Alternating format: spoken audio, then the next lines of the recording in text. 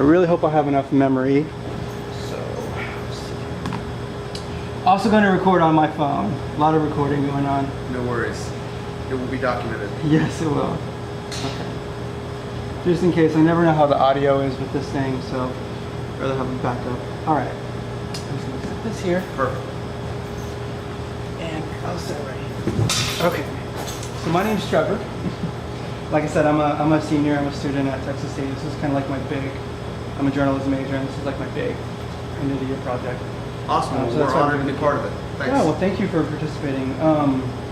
So I just basically just have like 5 or 6 questions.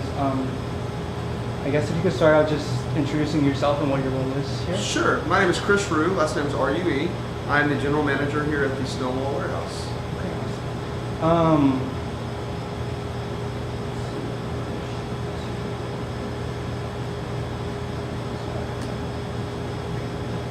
Okay. Okay. I know what it is, but just for the sake of the story, what is Stonewall? Sure. Stonewall Warehouse is San Marcos's and Hays County's first LGBT friendly bar. We're a nightclub and bar, but we have kind of designated ourselves and for marking ourselves out as that niche community that was sorely needed. And so we are the first gay bar here in San Marcos. We proudly like to own that label. Yeah, that was a question of mine. I know that this is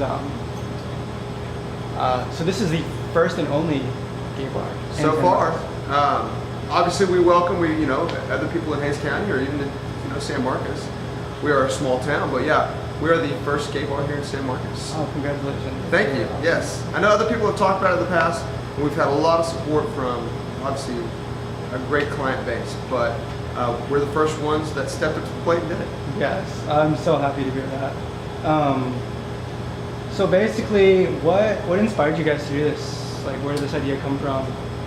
Being gay myself, being a former student up there on the hill, I went to Southwest Texas when I first came here, and so there's always a need for that. Obviously, we had to go to Austin, you have to go to San Antonio, and it's dangerous to drive, especially when we're talking about the business that we're in, being selling liquor. So there was an obvious need for it. We are in San Marcos, which is a college town, so we're a little bit more, college towns are traditionally more liberal with, just with a lot of the academics or just the mindset that you'll find a lot more free thinking and more progressive thought within college communities. So it was a natural fit. San Marcos needed it, so here we are. Yeah, awesome. Where'd you guys get the name Stonewall? I mean, I know what Stonewall is, but sure. I totally have to give this all to Brian Schofield. Brian came up with that. He, knew, and he's a straight guy, but he knew the importance of the Stonewall Inn in New York and where that, that's where the Pride community and the Pride Festival, that's where it all began. And so he knew the origins of that, the history of that, and how important it was.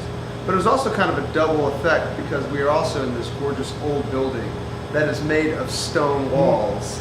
So he obviously wanted to play off the fact that we are a gorgeous old building, but he really did know the history of the LGBT movement and how Stonewall Inn and what role they participated in. So you guys opened in 2014? 2014, December 4th, 2014. Okay. We did about 6 months worth of renovations. Brian Schofield, James Wilson, and Jamie Fralix, they own not only this bar and downstairs, and across a few bars down we've got the Black Rabbit and Shade. And so they had this space already, and Brian had owned this building, and this was originally a bar that he had owned called Lucy's, and it was a live music venue. So he's kind of seen the evolution of different bars and different trends. And so I had approached Brian and James and Jamie for the last 6-7 years. I've done other businesses and I've been partners, and we've worked closely but never together. And so I had approached them probably about 6 years ago. It probably hasn't been that long ago. And said, hey, whenever you guys want to open up your next bar, I want to be part of it. They obviously do things right. They know what they're doing. And they've got the best location in town. We're right here on the square. We're not hidden in some back alley. We're right there. Location, location, location. We've got it. Yes. So, just it was a long time coming. So we approached them a while back saying, when the evolution of your next bar comes in, because this was a live music venue for a while, and when that played out, and then it became Club 141, which was a really nice dance club, and then the evolution of that kind of played out when other clubs opened. And so then they knew that they were wanting to open something else, but they didn't know what they wanted. And so we all got together, had a meeting, and said, "Are you still interested?" And I said, "Absolutely."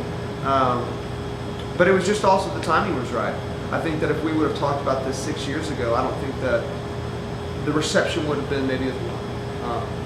If we're talking about the cultural evolution, not only in just San Marcos and Texas, but we're talking nationally and globally. 6 years ago, the show I Am Kate, I don't know if that would have been as well received. And so I think that we've definitely come a long way really quickly. And so we all recognize the fact that as we are moving forward and that social pendulum starts to swing towards progressive and the right side of history, and we kind of correct all that stuff, we recognize all that stuff and said there's going to be a void, let's fill that void before somebody else does. And I was also very, selfish because I wanted a gay bar. Right. Rightfully so. I mean, why do you think, given that this is a college town and, a little more liberal, why do you think it took till 2014? Because it still is San Marcos, Texas. Okay. And we are still in Texas. And as progressive and as liberal as college towns are, this is still a very conservative state. And so we are a little blue pocket next to Austin. And so even though when you look at different surrounding communities that are around here, I don't know if I don't know if you could open a gay bar in Seguin. I don't know if you could open a gay bar. And plus the demographics just aren't there. We have a lot of young college students that are here. So college kids want to go out, they want to dance, they want to go to clubs. So it's a natural fit on that, just for the demographics and for the fact that we are in a more progressive part of the state, being next to Austin, being in San Marcos. But if you really look outside of our doors, it really is a red state out there still. So it doesn't mean that there aren't gay people and lesbians out there and transgender people out there in those cities. They just need a place and like a clubhouse to go to. So San Marcos was a natural fit. Right. Did you guys receive any pushback or reluctance from any city officials or community members when opening? Never from the city. We've had nothing but warm reception. Daniel, our mayor, and different members, I want to remember who they are, but we've had several city council members that 3 years, I guess it's been 3 years now, when we first had the first gay pride parade here in San Marcos.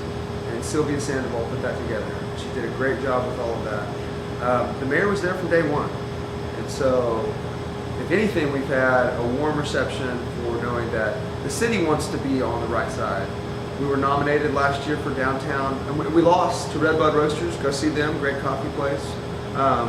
But we were the runners-up for New Business of the Year.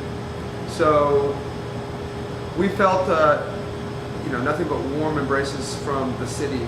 Obviously, you hear the things being said on the streets. Not every college student that goes to Texas State is progressive and liberal and thinks the same way that maybe people up here do. But for the most part, we've had one incident. We put up some really cool flags on the side of the building, and that was for the celebration of the Stonewall Inn and their riots, and we were celebrating that anniversary. And so we put a bunch of flags on the side, and somebody hopped up on the roof from another bar, rooftop bar, and ripped off and destroyed all those flags. And so we never caught that culprit. Besides that one incident, we really have had a warm embrace. I don't ever want to seem like, it's a pity party. We've had a great reception. People come in here, they drink, they dance, they have a good time.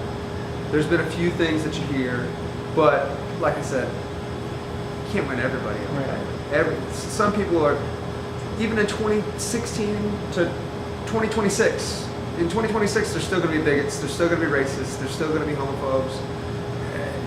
Just slowly, those people hopefully will see that we're just good, honest, hardworking people that like to have a good time up here, and they'll come have a drink and realize that it's a fun time.